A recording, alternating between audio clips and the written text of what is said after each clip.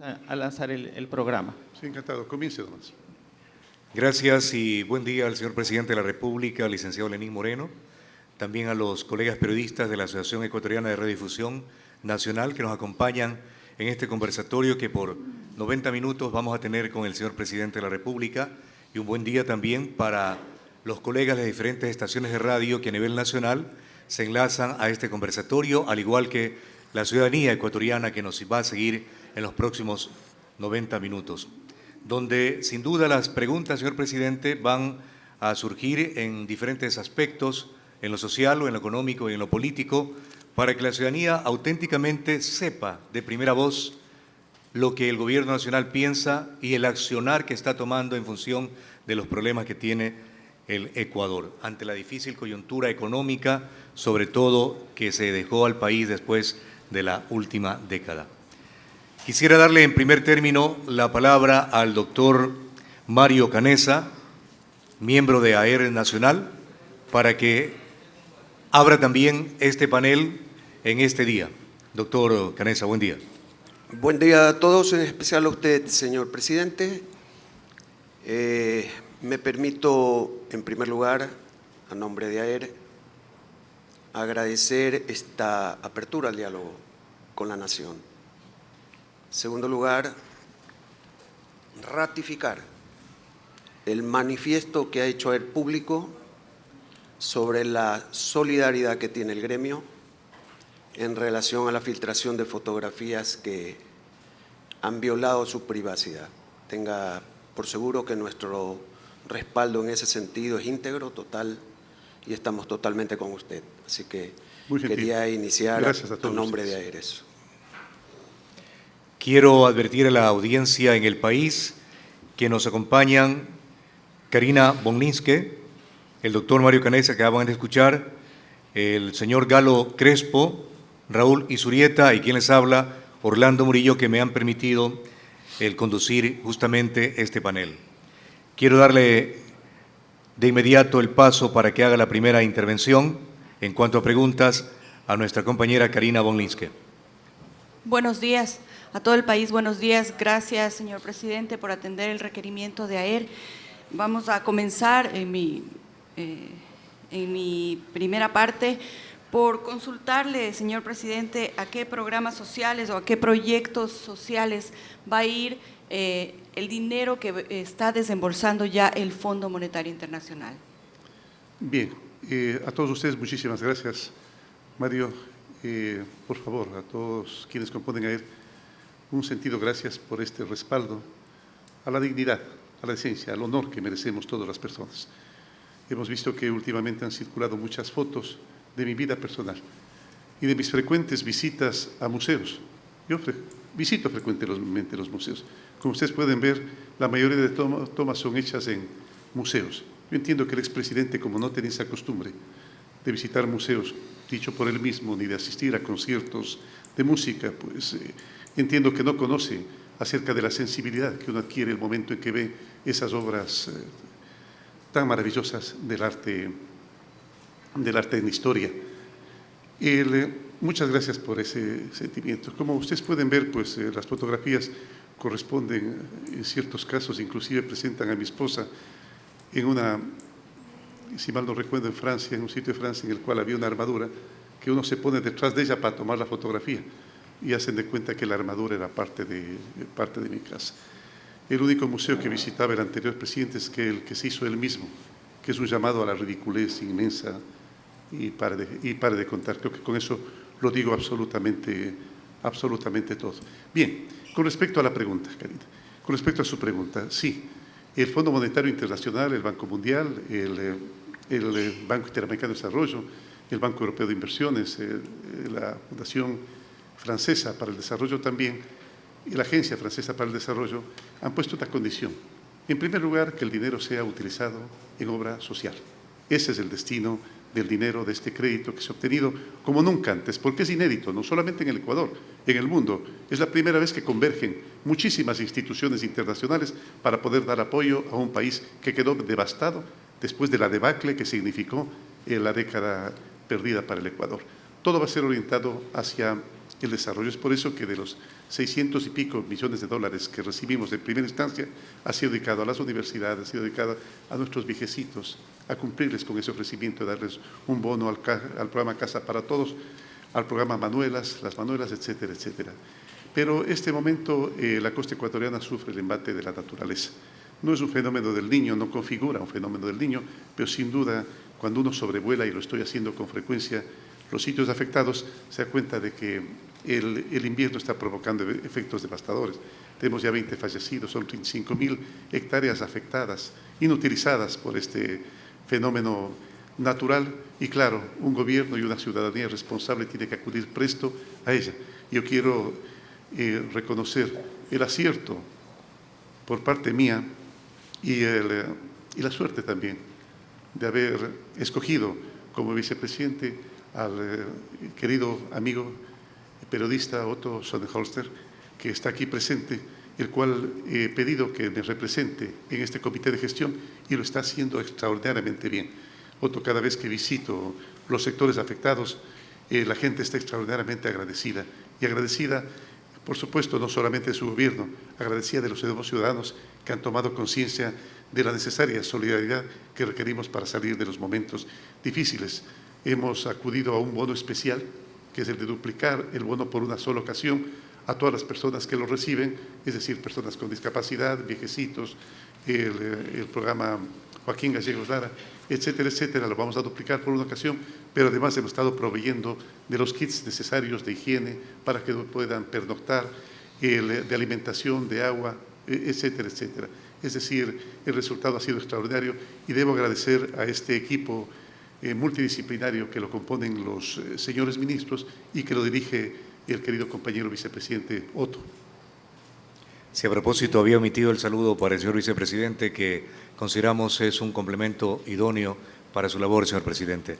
Le corresponde a continuación, lo saludamos al economista Otto Sonnenholster. Le corresponde ahora la intervención al doctor Mario Canessa. Es correcto lo que dice, presidente, sobre la gran gestión que está haciendo nuestro vicepresidente, nuestro buen amigo Otto, y sus ministros. Hemos escuchado el plan emergente de refinanciamiento de esta gente tan sufrida. Nos enteramos ayer que son más de 30.000 hectáreas inundadas. Pero la pregunta de fondo es la siguiente. Este remedio valedero que tiene que ver con el refinanciamiento no soluciona el fondo. Nos hemos encontrado hoy día con la noticia de que son 7 proyectos fallidos. Por ejemplo, tengo el Daule Vinces, Daule Santa Elena, Daule Chongón, que son trasvases, más los controles de inundación que tanta publicidad se hizo, como el de Bulubulu, Cañara y Naranjal. ¿Qué hacer para remediar este problema de fondo, presidente? Bueno, en primera instancia, gracias por la pregunta, Mario. Como tú lo manifiestas, lastimosamente esta cantidad de proyectos fallidos que fueron con tanta alaraca promocionados y publicitados como que iban a ser la solución definitiva para los problemas que tiene la costa cuando se inunda, realmente no dieron el resultado adecuado, pues están mal construidos. Pero ventajosamente estamos trabajando en conjunto con los gobiernos autónomos descentralizados que están acudiendo con su maquinaria, con el Ministerio de Obras Públicas, que están acudiendo con su maquinaria a dar una solución transitoria por lo menos al problema. Ya estaremos pendientes de darle una solución definitiva. Hay que componer esos proyectos y garantizar a la costa que algún momento, ojalá, este problema de las inundaciones sea un problema del pasado. Pero ahí hay, por supuesto, también la decisión, la voluntad de cada uno de los habitantes de procurar no construir en los sectores bajos en los cuales la costa siempre es propensa a las inundaciones. Estamos acudiendo inmediatamente a ellos, pero algo que me olvidaba, y gracias por recordármelo, es el sistema de créditos que estamos dando a todas las personas que lo requieren. 200, 500, 1.000, 4.000, 5.000 dólares de acuerdo a la afectación que haya sufrido la persona y de acuerdo al proyecto que tenga para el futuro. Nosotros creemos en eso. El gobierno ecuatoriano, el Estado ecuatoriano, la ciudadanía ecuatoriana cree en estos campesinos, generalmente campesinos, que son extraordinariamente trabajadores y que se han dedicado a aquello que más aman, la tierra, porque si no hubieran abandonado con mucha facilidad para emigrar a las ciudades. No, es gente que ama la tierra, que ama la agricultura, que ama la ganadería, que ama los negocios de campo y hay que ayudarles a que salgan adelante. Escucharemos a continuación la pregunta de Galo Crespo de Aer Azuay. Señor presidente, buenos días. Qué gusto poder compartir esa mañana con notados periodistas, con autoridades y con usted, por supuesto. La primera autoridad del país. Señor presidente, en su oferta de campaña usted habló de 400, si no estoy equivocado, 400.000 soluciones de viviendas en su periodo, ¿no es cierto? Durante estos 2 años, más o menos, ¿cuál es el porcentaje, señor presidente, de cumplimiento en lo que corresponde puntualmente a la provincia del Azuay o a la región sur, en donde cada vez, señor presidente, lamentablemente, las situaciones de solución de vivienda van siendo adversas para el pueblo, sobre todo para el pueblo que menos recursos posee? Cada vez el suelo cuesta más, cada vez los costos de fabricación son más elevados. En ese campo, entiendo que los azuayos, los de la región sur del país, tienen mucha esperanza de esa oferta suya, que obviamente espero que se cumpla, señor presidente. Galo, muchísimas gracias. Sí, en ese objetivo estamos. El cumplimiento todavía es bajo. Los recursos han sido extraordinariamente escasos. Estamos ya llegando a las 30.000 soluciones habitacionales que hemos proporcionado, más que bonos especiales de $6.000 que hemos dado a aquellas personas que no tienen para la entrada de sus casas. Pero hay algo que es importante rescatar acá. En primer lugar, que vamos a lograr avanzar lo más que podamos. Yo creo que por lo menos las 200.000 casas vamos a superar. Nunca hubo un ofrecimiento de 400.000 casas. Siempre el ofrecimiento fue de 185.000 casas para las personas más pobres y para aquellas personas que pueden pagar algo, que es lo que estamos haciendo, proporcionarles una ayuda, ya sea un arriendo durante 15 años, para luego dar por pagada su casa, por ejemplo, el caso. Pero hay algo importante acá. Las casas que estamos entregando nosotros a veces coinciden con esas urbanizaciones entregadas por el gobierno anterior, que parecen guetos realmente, de calles lastradas, con agujeros, casas de 40, de 38, 40 metros, con una altura que no rebasa el 1,80, el 1,90 de altura. Es decir, verdaderamente guetos, tugurios, que claro, la gente que ve las casas, los ciudadanos que ven las casas que estamos construyendo, nosotros que realmente proporcionan eso, dignidad a nuestra gente y además el trabajo de comunidad, porque siempre hay una casa comunitaria, un parque muy bonito, inclusive hay algunas urbanizaciones que con algo de exageración inclusive se ha puesto hasta piscina y piscina cubierta. Hay alumbrado nocturno, como ustedes pueden ver, en las canchas para que los niños sientan la dignidad. El otro día tuve casualmente en Santa Rosa, en la Amazonía, en la cual entregábamos un conjunto habitacional y una de las niñas decía que antes vivía en un sitio que no tenía siquiera ventanas, un solo cuarto para toda la familia y que inclusive tenía que desplazar permanentemente su humilde mesita de un sitio a otro porque se inundaba el departamento y caía agua. Y el momento en que ve la piscina, el momento en que ve las canchas, dice una frase que me quedó sonando en el corazón, que es: ahora ya soy rica. Claro, ellos asimilan como que eso fuera la riqueza, pero realmente eso es lo que estamos devolviendo: dignidad, trabajo comunitario. Inclusive hay huerto comunitario, en el cual la gente con frecuencia ahora cosecha y hace su pan para mesa los domingos, porque es importante la labor de la comunidad para lograr de ello el amor que se requiere para los vecinos, la solidaridad entre ellos y sobre todo temas de seguridad, porque no hay mejor seguridad que aquella que proporciona la comunidad. A veces nosotros echamos toda la confianza en la policía, en el Ejército Nacional. No, la mejor confianza que proporciona en cuanto a seguridad una comunidad es precisamente la buena vecindad.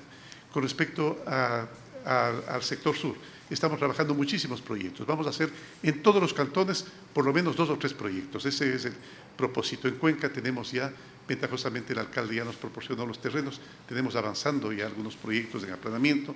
En Azogues también tenemos proyectos que están saliendo adelante. Este momento en la cabeza, claro, no tengo a todos los proyectos, pero podía, Galo, si usted desea, proporcionárselos todos los proyectos. Se lo voy a enviar, por favor que me haga acuerdo, voy a enviarle todos los proyectos para que usted pueda identificar en Azuay, en Cañar y en Loja cuáles son los proyectos que tenemos para ellos. Gracias. Le corresponde ahora la intervención al doctor Raúl Izurieta de Aer Pichincha. Señor presidente, buenos días. El Ecuador es parte del Tratado de Libre Comercio con la Unión Europea Así es. y hemos visto que productos europeos llegan al Ecuador con precios reducidos, vehículos, hasta chocolates de muy buena calidad. ¿Qué está haciendo el Ecuador para entrar de lleno en ese proceso de manera tal que nuestros productos agrícolas y con valores agregados puedan ingresar al mercado europeo? A ver, Raúl, es importante sobre todo defender la producción, la productividad y la competitividad de nuestro país. Si es que nosotros no avanzamos en estos lapsos que tenemos para poder desarrollar nuestra industria, para poder dar valor agregado a nuestros productos, estaremos perdiendo un tiempo valiosísimo. Como ustedes conocen, la disparidad, las diferencias que existen entre la capacidad productiva y de productividad de los países desarrollados y nosotros es un trecho bastante largo de recorrer. Es por eso que en el convenio que hemos hecho con la Unión Europea nos hemos dejado un tiempo, por ejemplo, para productos lácteos, para patatas, por ejemplo, un lapso como para poder nosotros hacer un esfuerzo adicional de desarrollo. Es por eso que hemos entrado en una campaña agresiva. Casi 2.500 millones de dólares, y van a ser muchos más, serán entregados este año para que la gente desarrolle su capacidad productiva. Los buenos proyectos, las buenas ideas se transformen en ese valor agregado tan importante para poder dar competitividad a nuestros productos. Sí es verdad, nosotros tenemos actividades productivas complementarias con la Unión Europea. Pocas cosas tienen producción similar. Entonces tenemos que aprovechar esas diferencias comparativas, pero sobre todo la inmensa diversidad que tiene nuestro país. En Ecuador, antes de ayer, lo decía un extranjero, lo que siembras, tú crece. Y es verdad, tenemos tantos pisos climáticos como los hay en todo el mundo, en conjunto, y tenemos tanta variedad y diversidad como los hay en todo el mundo también, y hay que saber aprovechar. Entonces vamos a salir adelante aumentando la productividad, dándole valor agregado a nuestros productos y sobre todo dándole a nuestra capacidad de inteligenciarnos sobre la vida un valor agregado también. No nos olvidemos que viene un futuro casi de realidad virtual. Ventajosamente nuestros niños, nuestros jóvenes ya parecen tener aquello que nosotros hereditariamente o genéticamente, como decía Sigmund Freud, en el inconsciente colectivo, pues no tenemos ese chip dentro de nuestro cerebro, quienes ya rebasamos una cierta edad, pero nuestros niños, nuestros jóvenes vienen con ello y hay que saber aprovecharlo.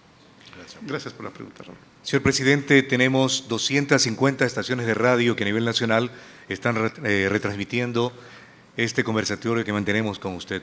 Yo quiero retomar el tema social con el cual se inició el diálogo con usted, señor presidente Lenín Moreno, porque me gustaría conocer y que el país conozca a través de esta cadena de AER Nacional de dónde están saliendo los recursos que usted ha ofrecido entregar a los más pobres damnificados por la estación invernal, 50, 100 dólares, porque lamentablemente quienes destrozaron la economía del país, y no solamente la economía del país, sino la moral, ¿verdad?, del pueblo ecuatoriano, con el prófugo de la justicia del Ecuador a la cabeza, están diciendo que usted está tomando recursos de los que llegaron del Fondo Monetario para entregarlos, y esos recursos, dicen ellos, no hay cómo distraerlos para lo que usted está ofreciendo. No, no es verdad.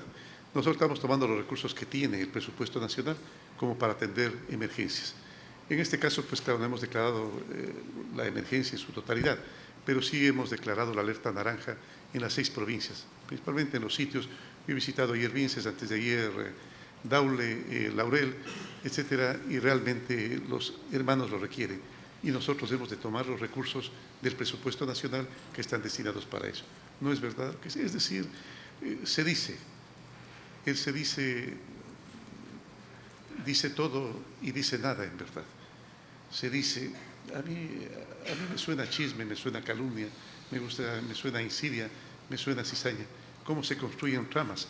No nos olvidemos que se decía también que hubo un golpe el 30 de septiembre. Se decía que los 10 del Humulucoto eran terroristas. Se decía que Quinto Pazmiño se había muerto de ataque cardíaco, que coincidencia también cuando tenía información, su esposa también fue asesinada. Se decía que la droga camuflada, la droga líquida camuflada en las tortugas de juguete para fines educativos, pues no merecía una investigación penal. Tantas cosas se decía, se dijo que el crimen del general Gabela era un crimen común, y sin embargo no se robaron un centavo, etcétera, etcétera, tantas cosas que decían, que el crimen del paracaidista Zurita también se decía que era una casualidad que no se le haya abierto el paracaídas, que estaba destinado casualmente a Diego Peña Herrera, que por las casualidades de la vida no se puso ese día ese paracaídas, y que anteriormente también, qué casualidad, a un capitán tan experto en salto, tan experto que inclusive le confiaban el hecho de que salte junto con la esposa del presidente. Entiendo que tenía mucha experticia en los saltos, entonces a ese también la primera vez no se le abrió el paracaídas y tuvo uno de los compañeros que hacer una maniobra muy especial para poder salvarlo. Se dicen tantas cosas, se dicen tantas cosas realmente. Tenemos 21 minutos del primer bloque correspondiente al aspecto social que estamos enfocando los panelistas. No sé si pasamos al siguiente bloque o tienen alguna repregunta que hacer al señor presidente de la República. Para que caigan las repreguntas, pues. El doctor Mario Canessa. En el tema social, presidente, un factor consultado a la sociedad es el tema delincuencial. Ajá. ¿Cómo auspiciar en que se hagan las reformas necesarias y se tome en la Asamblea temas pendientes que permita desbaratar toda esa normatividad prodelincuencial y esa indefensión que tiene la sociedad? Segundo, ¿qué se ha hecho sobre la tabla de consumo en las drogas, que no solamente ha auspiciado al microtraficante, sino que ha sometido a la juventud ecuatoriana al consumo en base a esta normatividad protectiva de algo ilícito? Claro, mira Mario, complementando la idea anterior, se decía que ese terreno aplanado de 1.500 millones de dólares, un terreno aplanado de 1.500 millones de dólares, allí se veía una refinería a futuro que nunca se construyó y fuimos fatalmente engañados por el gobierno venezolano para que no se haga esta obra que se consideró en un momento que era indispensable. Se decía que era para una refinería y en la realidad parece que estaba siendo utilizado como campo de aviación para temas de droga. Casualmente ahora y mañana hubo un cruce de disparos entre la policía que capturó a varios de los narcotraficantes. Sí, lastimosamente cuando la agresión, la intolerancia, la falta de respeto a los derechos humanos, a la libertad de expresión y a la libertad de comportamiento es conculcada y se entra a un estado medio policíaco, la gente mismo empieza a reaccionar de una forma diferente. Es por eso que los índices de criminalidad han subido de una manera que preocupa a la ciudadanía. Pero también hay que reconocer que nuestra querida policía y que el Ministerio de Gobierno ha tomado acciones inmediatas y está dando solución al problema. Todo deviene, parecería, de una cierta permisividad, provocada precisamente inclusive también por la tabla de drogas. Una cierta permisividad, pero no solamente la permisividad se daba en el comercio de la droga, sino además en el cuidado de la frontera. No nos olvidemos nosotros que cuando el presidente de la República da la disposición al señor ministro de Defensa de que no permita que pase un solo gramo de droga más por nuestra frontera, porque parecería que hubo un corredor en el cual no había absolutamente ningún tipo de control y la droga transitaba libremente. Es por eso que se encontraba con mucha facilidad, el momento en que eran sorprendidos, paquetes de droga que llegaban a las playas de Esmeraldas y a las playas de Manabí.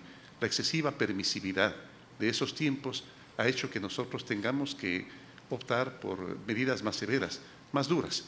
Tal vez el criterio, y se lo digo porque algún momento lo escuché, era que hay que destruir al imperialismo. Hay que destruir al imperialismo ¿cómo?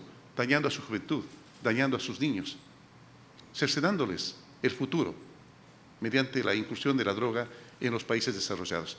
Nosotros creemos que no es así, bajo ninguna circunstancia. La única forma de derrotar los imperialismos es nosotros dejar de culpar a los demás y empezar a hacer lo que a nosotros nos corresponde, nuestro propio trabajo. Hay tantos países que son un excelente ejemplo para ello en todo aspecto, en el desarrollo y por supuesto en el control de la seguridad, que yo creo que podemos alcanzarlo. La tabla hay que revisarla, la ley hay que revisarla y para eso hemos hecho la apertura de un amplio diálogo nacional en el cual espero que participen todos. A propósito, el día jueves, más de 200 alcaldes de los más de 220 municipios han confirmado su asistencia a una invitación que les hace el presidente de la República a Palacio para conversar precisamente acerca de estos temas álgidos y seguir con este propósito de unificar criterios en lo posible con el gran diálogo nacional. Gracias por su pregunta, María.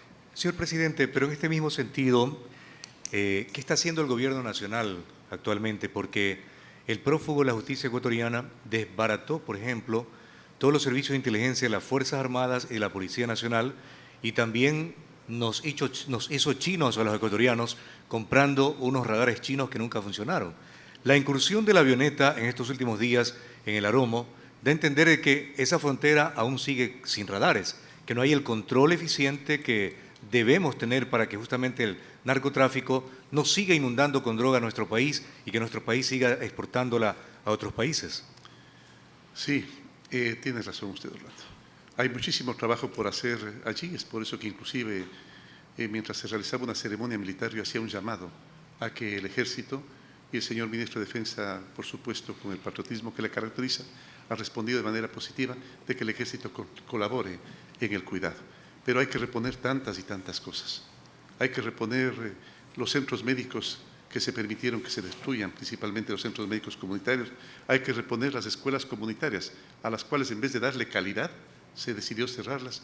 Hay que reponer las universidades, a las cuales se prefirió cerrarlas antes que darles calidad, etcétera, etcétera, y dejando a 300.000 estudiantes sin la posibilidad de que cumplan sus sueños de convertirse en profesionales. Hay tanto y tanto que solucionar, Orlando, que realmente a veces todo se abarrota en la cabeza. Hay tantos temas que hay que tratar, pero ventajosamente tenemos un grupo de verdaderos patriotas en el gabinete que está haciendo a cabalidad su trabajo. Estamos solucionando los problemas de uno en uno y hay que ir también solucionando aquellos problemas que requieren un parche por el momento mientras se busca la solución definitiva. Los radares chinos en verdad no funcionaron. Entiendo que estamos haciendo la adquisición de nuevos radares. El otro día el señor Ministro de Defensa me comunicaba que había conseguido una donación de algo de ellos. Pues bien, vamos a empezar a controlar no solamente estos sitios relacionados con el narcotráfico, sino además las carreteras. Es por eso que el Ministerio de Obras Públicas también está en la instalación de radares que están impidiendo que se multipliquen los accidentes de tránsito, que ventajosamente en el último feriado disminuyeron ostensiblemente. Estamos dentro del tiempo, dentro del cronograma previsto, dentro de este diálogo con el señor Presidente de la República. De tal suerte, le pido a los panelistas, pasemos al siguiente bloque para iniciar las preguntas. La representante de ADER de Santa Elena, Karina von Linke. Presidente, ahora que comenzamos el tema económico, yo le quisiera preguntar en qué consiste el plan Prosperidad, por un lado, y por otro lado, es difícil la decisión que ha tomado el gobierno de reducir el tamaño del Estado, cómo va a seguir funcionando. Hay muchas familias preocupadas por esta reducción, muchos empleos que se pierden, ¿no? Sí, así es. En primer lugar, no se olvide usted, Karina, que iniciamos con austeridad en el mismo gobierno. Hemos reducido durante 2 ocasiones el 10% los salarios que tiene el nivel jerárquico superior. Nos hemos deshecho, qué pena, de muchos asesores que estaban cumpliendo su trabajo, pero nosotros pensamos que el resto de asesores con los cuales nos hemos quedado puede verdaderamente multiplicar, duplicar, triplicar su trabajo en beneficio de ese propósito. Y hemos eliminado varios carros de alta gama, los cuales se están vendiendo mediante la institución inmobiliar, y hemos reducido ostensiblemente los gastos de viajes, como ustedes pueden haberse dado cuenta. Ahora, no se olvide que en el gobierno anterior se contrató aproximadamente 160.000 personas. Mire qué habilidad, porque hábiles sí eran. Hábiles sí eran. ¿Qué habilidad? Porque eso no es inteligencia. Eso es cierto tipo de habilidad y habilidad perversa. El hecho de contratar a las personas sin darles un nombramiento, sin permitirles que estén dentro del sistema regular y normal. Se contrató a 160.000 personas. Claro, esa pobre gente con la espada de Damocles sobre la cabeza asistía frecuentemente a las concentraciones, porque caso contrario le pasaba exactamente lo que sucede ahora en el sistema autoritario de Venezuela. en el cual a la gente se le da tickets de comida, se tiene puntos rojos, y aquellos que no asisten, pues ya saben perfectamente que tienen la posibilidad, ellos o sus familiares, de perder los cargos. Nosotros lo que estamos haciendo es no renovando aquellos contratos que no tienen que ver con la actividad propia de la institución. Es decir, por ejemplo, carga administrativa y no carga operativa en el caso de hospitales, enfermeras, médicos, técnicos, terapeutas, etcétera, etcétera. En el caso del Ministerio de Educación, profesores o personal administrativo necesario dentro de ellos, como supervisiones, etcétera, etcétera, pero no estamos tocando aquello que es operativo. Es por eso que bajo ninguna circunstancia, ni la educación, ni la salud, ni la seguridad, ni el bienestar social han sufrido ningún tipo de deterioro. Con respecto al plan Prosperidad, perdón. presidente. Sí, mil disculpas. Con respecto al plan Prosperidad tiene algunos aspectos. En primer lugar, la estabilidad fiscal.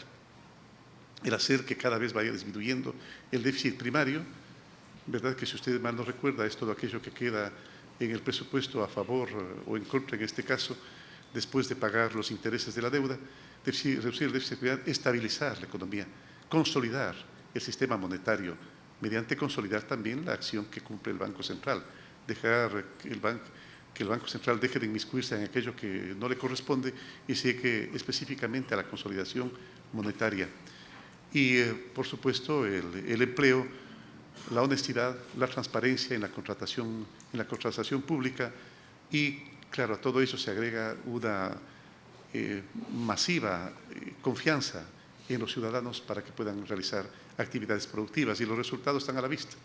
Se preveía que este año pasado no iba a pasar del 0,9 máximo el 1% el crecimiento del Producto Interno Bruto, pues qué buena noticia, tenemos el 1,4 y esperamos este momento, a pesar de todas las austeridades, porque hay una forma de hacer crecer el Producto Interno Bruto, que es el de inyectar muchísima deuda de manera agresiva, como hizo el gobierno anterior, en obra pública, que muchas veces era innecesaria. Es por eso que vemos muchos edificios, como el caso de Yachay, que casi no sirven para nada y que están a punto de derrumbarse.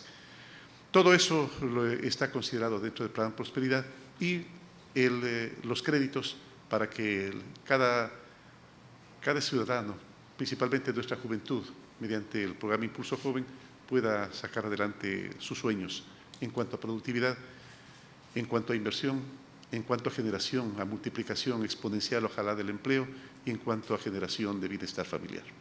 Gracias. Le corresponde el turno en la pregunta al doctor Canessa. Muchas gracias, presidente. Hace pocos días el ministro de Economía, el ministro Martínez, ha hecho público el acuerdo con el Fondo Monetario Internacional. Sí. Significa indiscutiblemente una llave de apertura para los mercados de capitales exteriores. Eso es importante, más todos conocemos que el acuerdo con el Fondo Monetario debe traer consigo algún tipo de ajuste. Ajá. Perfectamente desde ese punto de vista entendible. Más el ministro ha solicitado el apoyo de la empresa privada. Creo que usted también lo ha hecho. Así es. Muy bien. ¿Cuál es el panorama desde el punto de vista tributario que pudiera afectar a este sector privado que se le pide un favor, pero que también está dentro de un análisis esas imposiciones? Por ejemplo, el incremento del IVA, el tema de eliminaciones de subsidios, imposiciones tributarias nuevas. ¿Cómo se puede jugar con esto? La palabra jugar está demasiado. ¿Cómo se puede conjugar esto de pedir el apoyo a la empresa privada si sabemos que en el transcurso de 6, 8, un año tiene que venir el ajuste que exige el Fondo Monetario, presidente? Bueno, realmente, así como un ajuste mismo no es lo que determina el Fondo Monetario. Yo conversé personalmente con la señora Christine Lagarde y realmente no camina casi por ahí. Más bien el tema tiene que ver muchísimo con eliminar impuestos innecesarios, que muchas veces es más del gasto operativo, es más del gasto administrativo que el producto que se obtiene de aquello. Todo lo demás tiene que ser producto, vuelvo a recalcar, del diálogo nacional. Ventajosamente ahora nosotros hemos reconocido de manera tajante, de manera tácita, aquello que coincide con la realidad. El sector empresarial no es un enemigo, el sector empresarial no es un contradictor. del gobierno, ni de los trabajadores, ni de los obreros, ni de los campesinos. Todo lo contrario, complementa toda la actividad productiva de un país, toda la actividad de las bondades administrativas en eficacia y en eficiencia que requiere un país. El sector empresarial, no olvidemos nosotros, que produce más del 90% que genera, más del 90% de los empleos. Y es allá que nosotros debemos apuntar, es por eso que estamos dándole todo el apoyo. El Plan Prosperidad está dedicado en muchos de sus aspectos al sector empresarial, porque cuando le va bien a la empresa, y si es que nosotros inyectamos además valores de responsabilidad, de solidaridad a los empresarios, ellos se constituyen en una lluvia que cae sobre toda, bondadosamente, generosamente sobre toda la ciudadanía, y se obtienen los resultados que estamos esperando de empleo y de bienestar familiar, de los cuales hablaba hace un momento. No necesariamente hay que subir los impuestos, a tal punto que el señor ministro ha dicho que a lo mejor únicamente racionalizando el tema impositivo podemos conseguir muchos más efectos que con el incremento. Ahora, los subsidios, yo creo que por el momento no es necesario revisarlos, pero también, producto del diálogo nacional, es por eso que ustedes recordarán que el impacto que ha tenido la eliminación de ciertos subsidios, principalmente a los hidrocarburos, pues no ha dado, a los derivados de hidrocarburos, no ha dado los resultados negativos que estaban a la expectativa aquellos que esperan la debacle de un gobierno y la debacle de un Estado.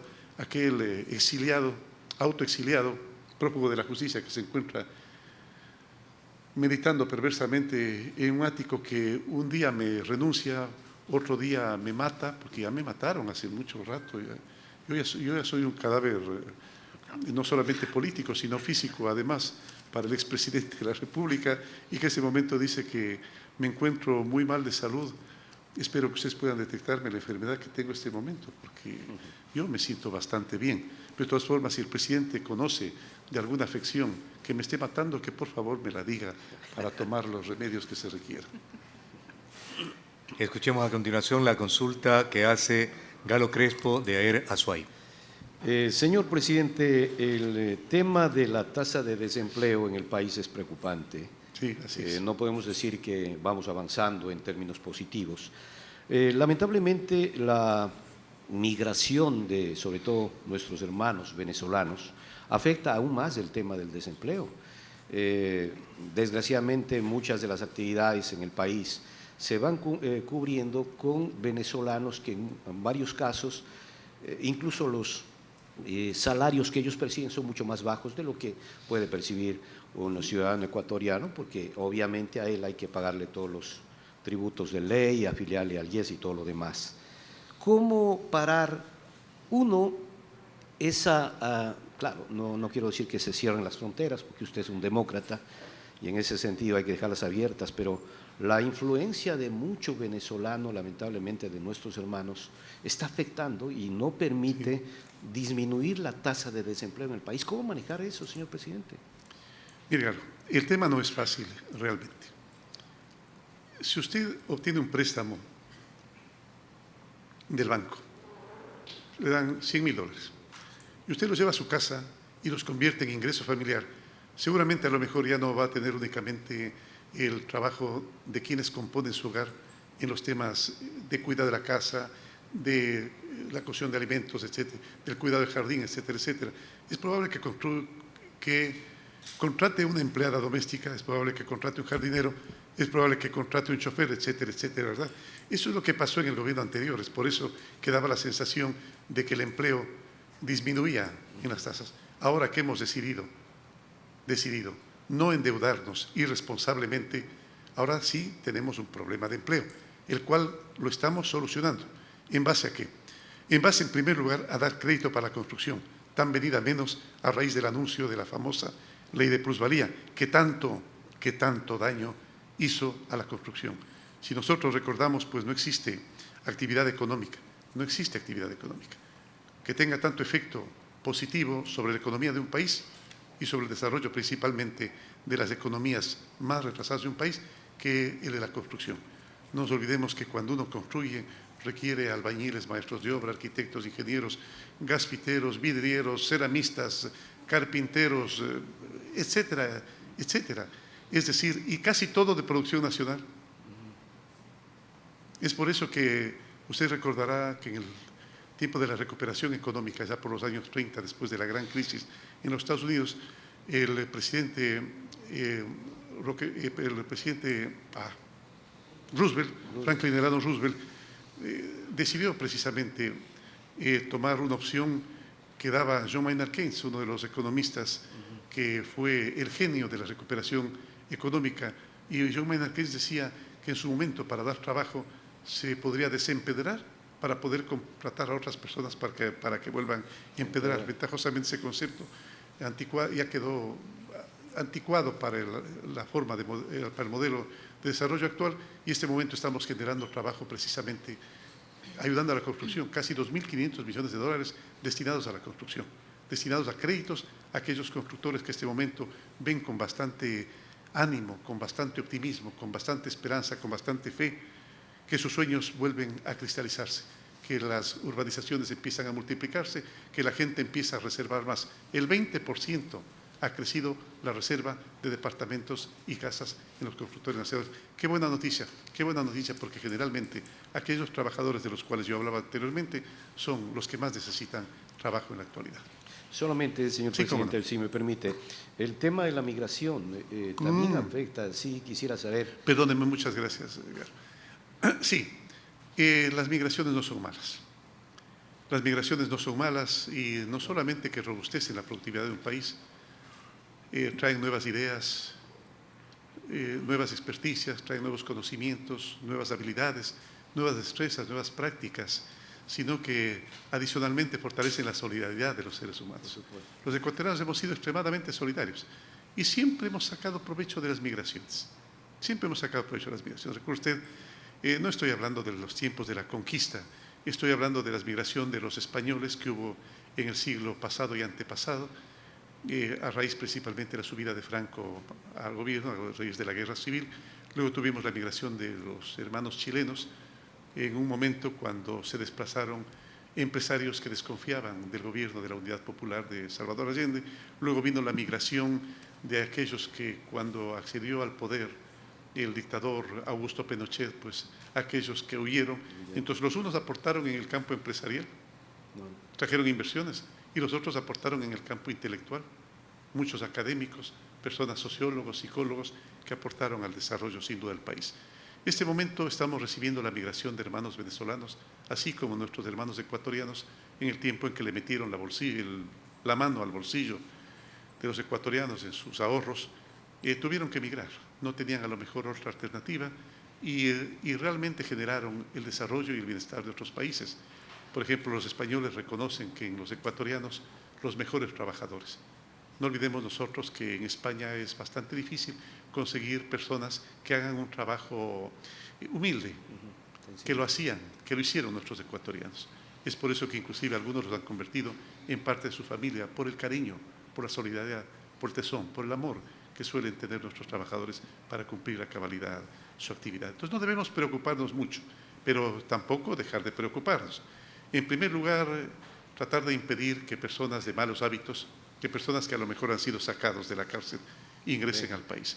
Es por eso que estamos en frontera y haciendo un control de aquello, pero dejando pasar a aquellos venezolanos, hermanos venezolanos buenos que vienen a trabajar, que vienen huyendo de un gobierno en el cual hay una debacle económica, una debacle social, una debacle moral, en la cual se tiene condicionada a la gente también con un régimen policial, también con un régimen a lo Orwell, ¿no? A lo que planteaba Orwell, del gran hermano, que da la sensación de que estás encima de él. Claro. Y esa es la sensación que nos quieren dar el momento en que nos intervienen las cuentas privadas, para darnos la sensación que están tras tuyo, y tras de ti, están tras de ti, que están encima de ti, que cuidado vayas a hablar mal del régimen anterior, que cuidado vayas a decir algo en contra de ellos. ¿Por qué? Porque están sobre ti y pueden caerte en cualquier momento, así como le han caído al presidente de la República. Imagínense, si la seguridad presidencial ha sido violentada, si a la cuenta del presidente, su esposa y su familia han podido ingresar, imagínate lo que te pueden hacer a ti. Así, tipo KGB, correcto. Y es de ellos aprendido, es de ellos, del Stasi, es aprendido, de Ceausescu, de ahí aprendieron, de la dictadura totalitaria de Corea, de allí están aprendiendo. De ahí aprendieron y nos lo están practicando. ¿Para qué? Para crear la sensación de que están encima tuyo, de que cuidado te vayas a salir del huacal, que tienes que comportarte como burro de carreta, como mulo de carreta con 2 tapas acá y no ver absolutamente nada, la increíble corrupción que rebasa las decenas de miles de millones de dólares que se llevaron, tratando de distraer a veces con minucias, como diciendo vivía el presidente vivía en Ginebra de lujo. Ustedes pudieron ver los videos de mi casa, por favor, de mi departamento, un departamento que no rebasaba los 180 metros y que lo tenía además dividido en 2. Lo uno eran las oficinas.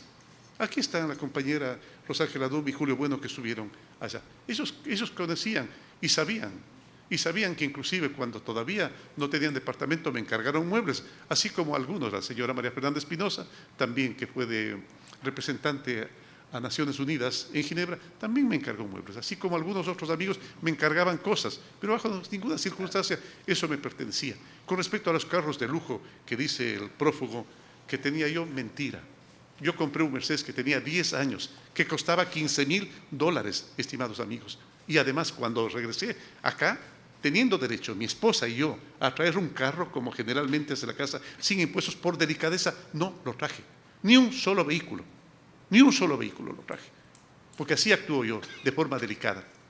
Una forma que no la hacía, por supuesto, la gente que trabajó en el gobierno anterior. Ustedes me dirán, ¿usted también trabajó en el gobierno anterior? Sí. Y no me arrepiento de todo lo que hice. Porque ustedes saben perfectamente, queridos compañeros y amigos, que la misión Manuel Espejo que llevé adelante yo cumplió a cabalidad su trabajo. Es por eso que la gente, ahora que vuelve a ver caminar, deambular por el Ecuador, a la misión Manuel Espejo, siente esperanza en el corazón. En los foros internacionales de Naciones Unidas, el momento en que se habla de la misión Manuel Espejo en el Ecuador, la gente se levanta y aplaude de pie. Puedo mostrarles los videos. Es por eso que inclusive el vicepresidente del Banco Mundial me ha invitado para este mes, ya estamos en abril, ¿no? Para este mes, a visitarlo porque me van a declarar el representante, el líder mundial del tema de discapacidad que trabaja el Banco Mundial y el Fondo Monetario Internacional. No ha de ser de gana. Ahora, una culpa sí. Un acto de contrición y un propósito de enmienda sí, porque nunca me preocupé de los temas económicos, la verdad. Yo pensé que las cosas, que todo el mundo estaba trabajando con el patriotismo que trabajábamos nosotros. Yo pensé que todos lo estaban haciendo igual. Yo pensé que el presidente no estaba preocupado de su reelección. Todo lo contrario. Recuerden ustedes que inclusive dijo que a los jóvenes deben capacitarse, formarse para que nos reemplacen. Bueno, nos reemplacen. Lo primero que quiso es prolongarse en el poder. El momento en que vio que la ciudadanía, a pesar de haber manipulado el tema constitucional, la ciudadanía no le daba ningún tipo de apoyo a él ni a ninguno de sus otros candidatos, fue a rogarme en Ginebra y él conoció el departamento y sabe perfectamente que las fotos que saca son falsas. Fue a rogarme en Ginebra que sea su candidato, indicando que se va a perder todo lo conseguido. Entonces yo en ese momento le dije, ¿tú vas a intervenir? No. Yo le debo a mi familia, así me dijo, yo le debo a mi familia tanto tiempo que le he abandonado. Bueno, casi me lleva a las lágrimas, pues. Tanto tiempo que les he abandonado, voy a Bélgica, le debo a mi esposa, a mis hijos, y está bien que haya pensado de esa manera. Lastimosamente no lo cumplió, no ha dejado. Señor presidente, le puedo hacer una administre. pregunta al Sí. respecto. ¿Qué momento se enteró usted de todos estos hechos de corrupción del gobierno anterior? Había sospechas. Sí, Siempre sospechaba existen usted. sospechas. Cuando fue candidato, sí sospechaba. Lo negaban abiertamente. Y como no había ninguna investigación, porque la justicia estaba dopada, la fiscalía estaba sedada, la Corte Constitucional estaba dopada también, dopada mentalmente me refiero, Claro. Lastimosamente no reaccionaban. Y nosotros sentíamos que a lo mejor eran calumnias por parte de la oposición. El momento en que nos empezamos a encontrar en todos los ministerios, en todos los departamentos con actos de corrupción, a tal punto que cuando se acerca un señor ministro a decirme, he encontrado actos de corrupción, presidente, yo le digo, ponte a la fila, porque 20, 30 años de Contraloría o de Tribunal de Cuentas no van a poder juzgar todos los actos de corrupción que fueron cometidos en el gobierno anterior. Ahora, ¿que cómo lo hicieron? ¿Que dónde está el dinero?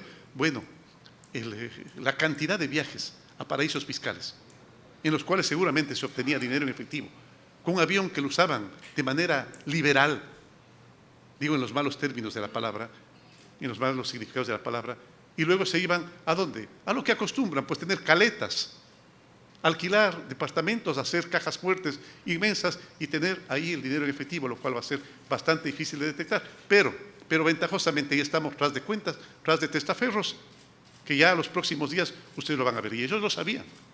Es por eso que han recrudecido, tratando de mezclarnos a todos.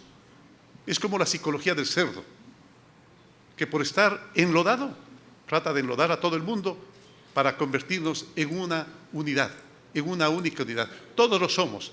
Entonces, ¿por qué no puedo serlo yo? Pues, ¿por qué no habría de serlo yo? No, señores. Los ecuatorianos somos gente honesta.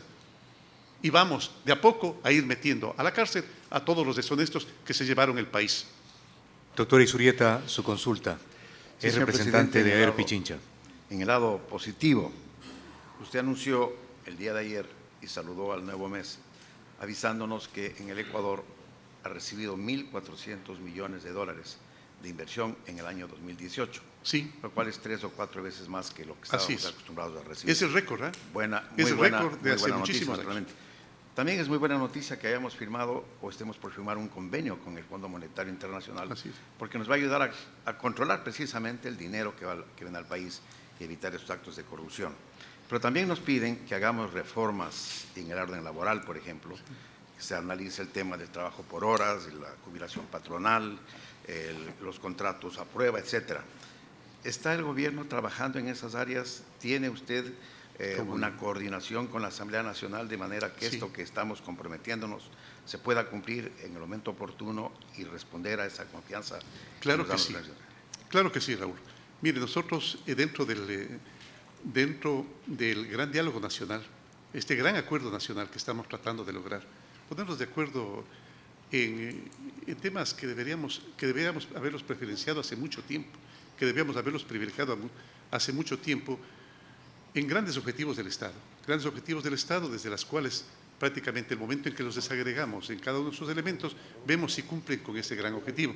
Por ejemplo, educación para todos, ojalá universidad y estudios técnicos superiores para todos los ciudadanos que así lo requieran, etcétera, etcétera, salud, etcétera, etcétera. Podemos lograrlo. Lo mismo estamos haciendo con respecto al tema laboral. Hay un gran espacio de estudiantes que requieren hacer prácticas. Hay un gran espacio de trabajadores que se quedaron sin trabajo, de obreros que no tienen trabajo. Hay un gran espacio de gente que quiere invertir en algo, en un gran proyecto que tienen en la cabeza. Hay muchas mujeres, hay personas con discapacidad que pasan en sus hogares y que bien podrían hacer telemercadeo, por ejemplo, o recibimiento de quejas, etcétera, etcétera. Es decir, hay tanta y tanta opción de personas que podrían trabajar en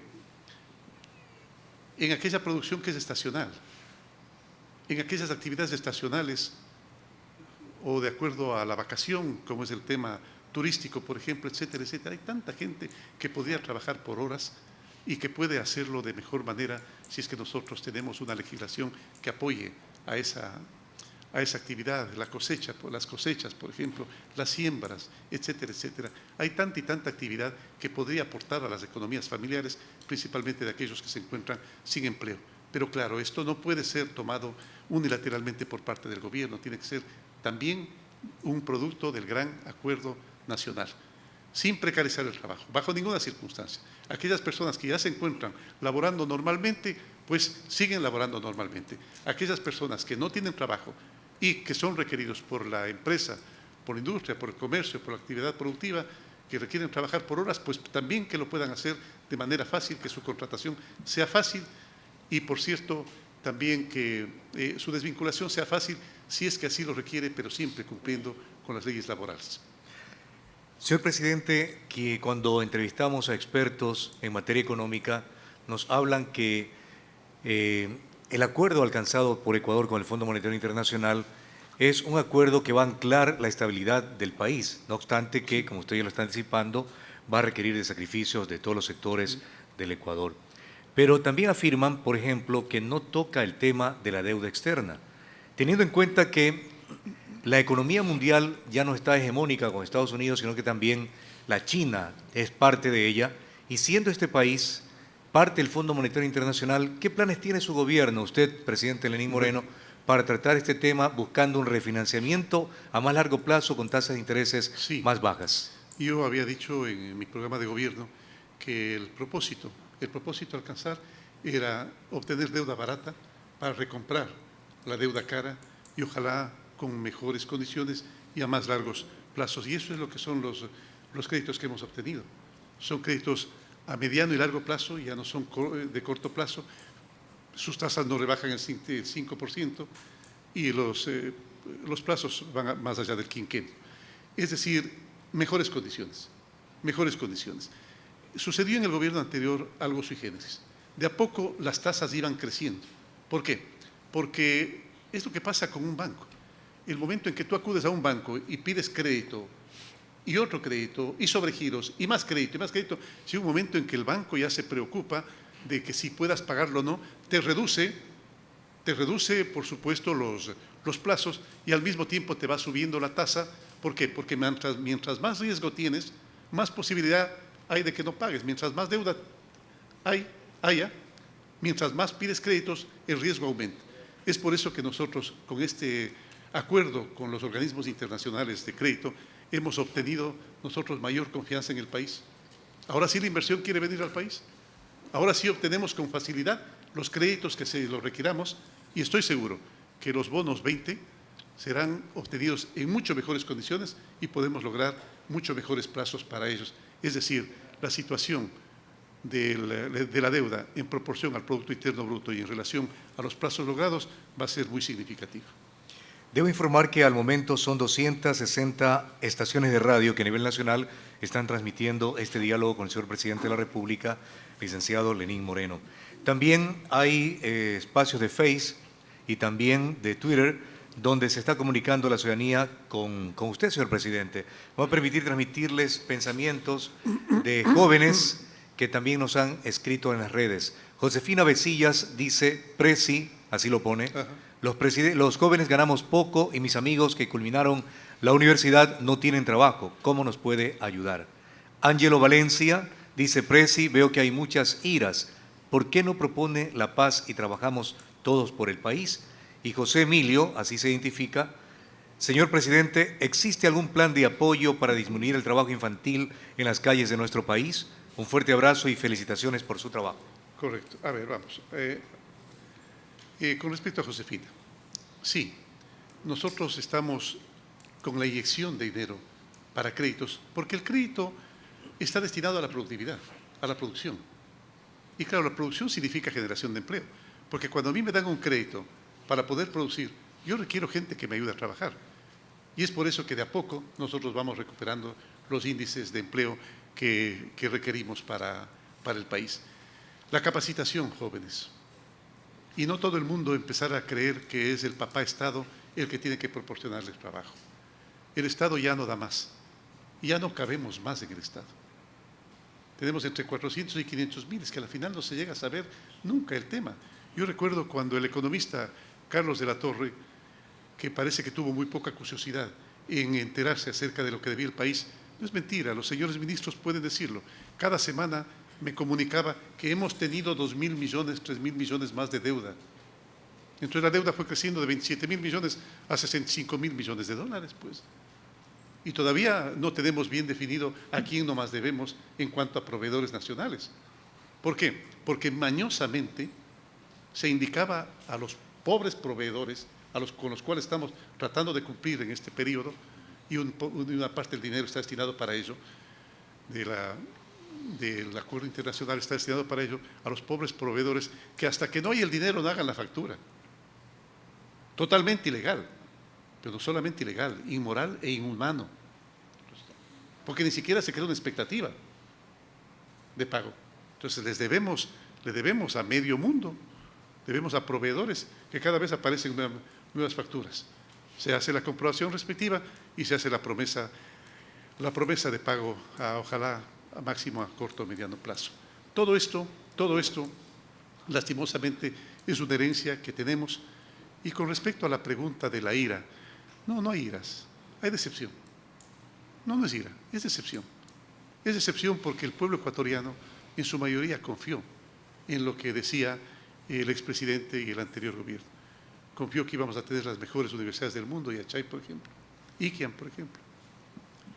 Confió en que las escuelas del milenio iban casi a cubrir la expectativa de de educación de calidad que tenían los ecuatorianos y no llega ni al 1%, con escuelas que se están derrumbando, con escuelas que no cumplen ni siquiera con la 10ª parte de su capacidad de recibir a estudiantes, por una razón muy sencilla, porque se cerraron las escuelas comunitarias, se abrió esas grandes elefantes blancos a los cuales los niños campesinos no pueden llegar. Se demoran 2, 3, 4 horas en llegar a la escuela, tarde o temprano empiezan decepcionándose. Llegan tan sudados, tan enlodados, que inclusive les han instalado duchas para que ellos puedan bañarse. Bueno, ya se pueden imaginar ustedes a lo que ello representa. Las escuelas comunitarias, no se olviden ustedes. Yo he vivido en pueblos pequeños, yo nací en un pueblo pequeño, en el cual la escuela comunitaria además sirve para hacer comunidad, para las reuniones de los padres de familia, para las reuniones de la comunidad, para tomar sus decisiones, para hacer su justicia, etcétera, etcétera.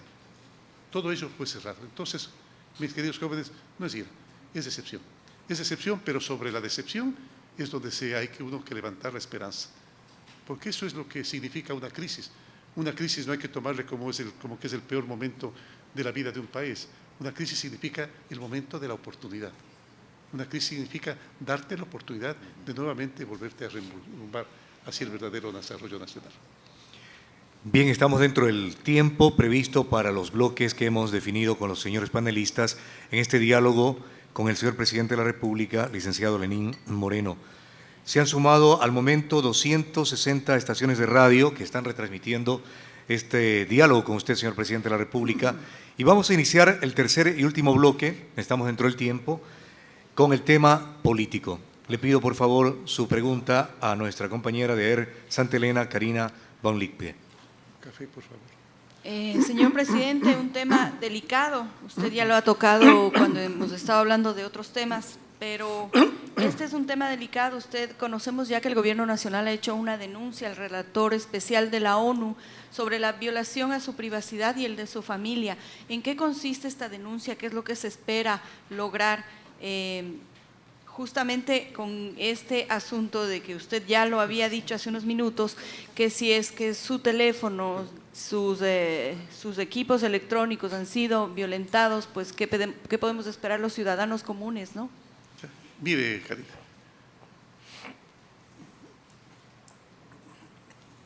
a veces lo que más decepciona en aquellas personas sobre las que nos formamos nosotros criterios mejores es el toparse con que no han sido lo que nosotros pensábamos que eran.